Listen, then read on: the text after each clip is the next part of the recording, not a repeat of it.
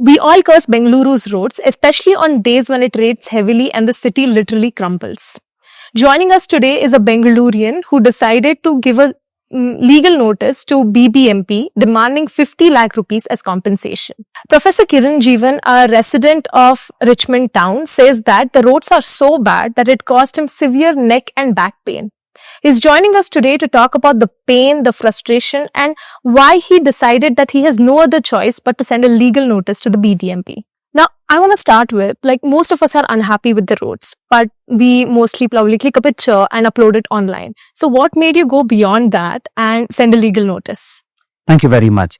For the last couple of years, I have been struggling commuting in Bangalore. I've lived here all my life. I'm a very faithful citizen. I love this city. I pay my taxes and everything is good about Bangalore, but the infrastructure is crumbling.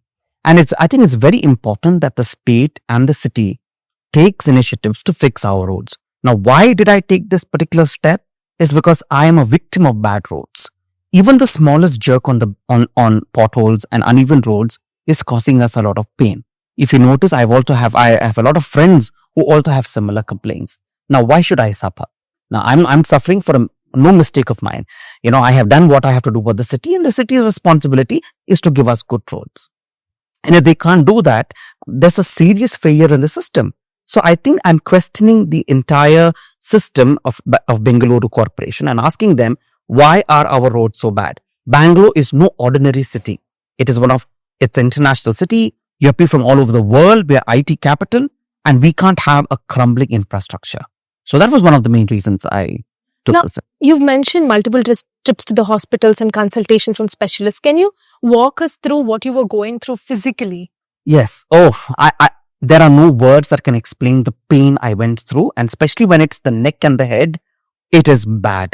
And when I get these pain attacks after commuting, nobody should speak to me, because even the smallest noise can trigger the pain. And many times I've been rushed to the hospital thanks to my wife, who takes me to Philomena's hospital, and there I'm subject to injections and x-rays. And the problem is, emergency departments have a procedure. So when I go there with a neck pain, they check my heart, they check my, it's the trauma is there. So it's not just the physical pain, but it's also the mental trauma that we go through suffering. And there were also episodes of crying. I would cry because of the pain, and nobody can understand that pain. And why I suffer that pain? Bad roads. Commuting on either two-wheelers or three-wheelers are worse. I mean, at least two-wheelers, if you have a friend who's driving you around, it's safer. But three-wheelers, auto fellows, there was one incident where the auto went into a pothole and he couldn't come out. I had to get off the auto for the auto to even move out of the pothole. Imagine the impact that could have on the human body, especially if you already have a condition of headache or migraines or whatever. So I think that suffering really took a toll on me, and I decided that we should put an end to this. And I'm sure there are many people who resonate my story today, and I'm talking on their behalf as well. Can you tell us a specific incident, or a series of incidents? Because you said multiple hospital visits. So was there a specific event where you decided enough is enough, or a specialist? Because off camera, you did mention that a lot of doctors told you not to get on the road. Roads, yeah. See, traveling is so essential. Even the smallest things you need to travel.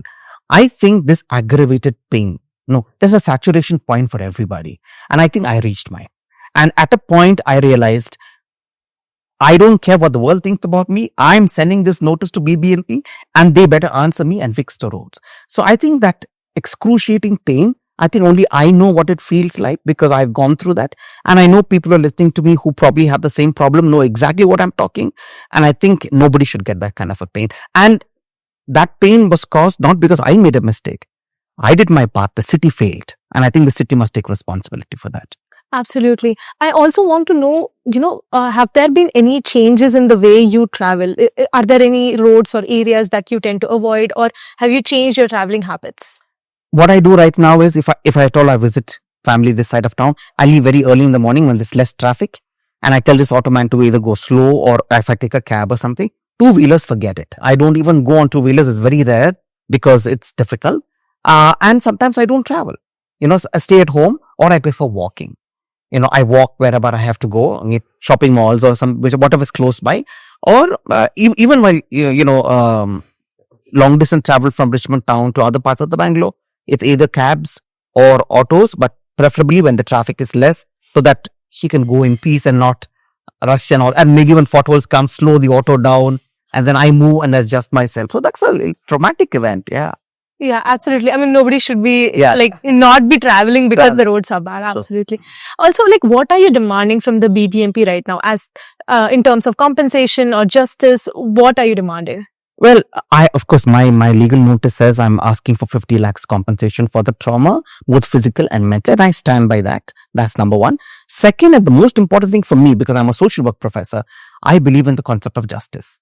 I think bad roads is injustice to the community, injustice to the city. When we are faithful in our taxes and we are faithful as citizens, it is the duty of the state to be faithful to us. And I think that element of justice has to be got, and we are going to be running some campaigns. And to believe me, I have garnered so much of support today, and I'm so happy for so many Bengalurians who stand with me. And I think together we are going to voice our opinion. And I also want to tell BBMP, I'm not against them. I want to work with them to make sure that Bangalore is going to become a beautiful place for everybody and have good infrastructure. And believe me, if roads are good, traffic is also going to be smooth and everything will fall in place. Had the BBMP reached out to you or any civic official yet? Not yet. I've asked my lawyer to directly deal with them till the legal notice period is over. It's 15 days from now. They have 10 days more to reply. And I'm sure when they reply, my lawyer will tell me what will be the next step that we will take. But definitely there's a lot of support for this. But what if you don't get a response? What other what other procedures or what are you willing to take? Yeah, if I don't get a response and if they're going to be ignorant to the pleas of the people, then we will file a PIL in the High Court with the support of Bengalurians and take this up as a larger cause. Is there anything that you'd like to say to other people, other Bengalurians who go through similar issues but are silent about it or don't know how to tackle this issue? I think nobody should be scared to speak up. I think the biggest challenge we have today is people think that, why will somebody listen to me? And many of them keep quiet thinking that, why will someone listen to me? Unless you open up and speak about it, you're not going to be heard. And I think what I want to tell Bengalurians is, when we are faithful to the system and we are supporting the government, and when they want our votes, they come and ask us, they better give us what we deserve, because we are tax-paying citizens and we deserve that right. And don't feel scared. Nothing is going to happen to anybody. We are asking very, very genuine questions, and I think the state must reply to that. And speak up. When you speak up, you will get a reply. And that's exactly what happened to me. I spoke up, and I'm thankful to many people who supported this cause.